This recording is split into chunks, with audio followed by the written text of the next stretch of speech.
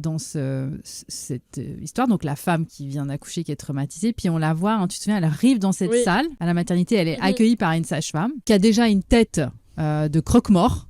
Enfin, excuse-moi, mais la tête de la sage-femme, on dirait une croque-mort. Mais ils sont trompés de service. Elle est aux pompes funèbres, tu vois, c'est pas possible. Et puis, elle est là, comme ça. Alors déjà, déjà si t'as le baby blues, là, tu pars en dépression rien que de... c'est fini, Voilà.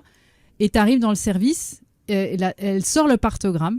Donc, tout le récit de l'accouchement. Vous voyez, à telle minute, on vous a fait ça parce que là, en fait, comme vos cols, ils se dilataient pas, on a dû faire ça. Puis, vous voyez, puis après, on a dû prendre la ventouse parce que bébé était coincé, il aimait pas là où il était. Puis, comme vous poussiez pas assez fort. Et en fait, c'est ça, quand je dis faites ce que vous voulez, mais faites-les taire. En fait, ces services-là, jamais ils vont parler d'effet toboggan. On va venir coller l'étiquette sur ton front. Incapable.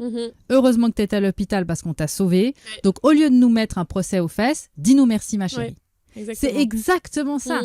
C'est comment on termine le truc et surtout, on évite les vagues. Et parce que la pire problématique, c'est évidemment les tribunaux, etc.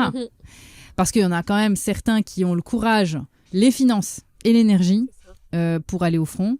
Mais déjà, rares sont les parents qui savent que c'est pas normal ce qu'ils ont vécu. Une fois qu'on sait que c'est pas normal, comme j'ai dit, il faut de l'énergie en postpartum. Parce que là, je crois que si ça continue de perdurer autant et si ça prend une telle ampleur, c'est parce que les parents sont crevés, en fait, à la fin. Ils ont un bébé dans les bras. C'est pas le moment. Et je pense que c'est une des grandes raisons, avec évidemment l'ignorance. En top number one, c'est que les parents, les familles ne savent pas que ça, c'est l'effet toboggan. Deuxième chose de ces services après-vente, c'est vraiment, OK, on va entériner le truc, les parents, ils sont fatigués, donc voilà. Puis, dans le pire des cas, on fait une médiation, puis on essaye de terminer le machin comme ça, tu vois. C'est très, très rare qu'il y ait des plaintes, des vraies plaintes qui se poursuivent pour toutes ces raisons-là.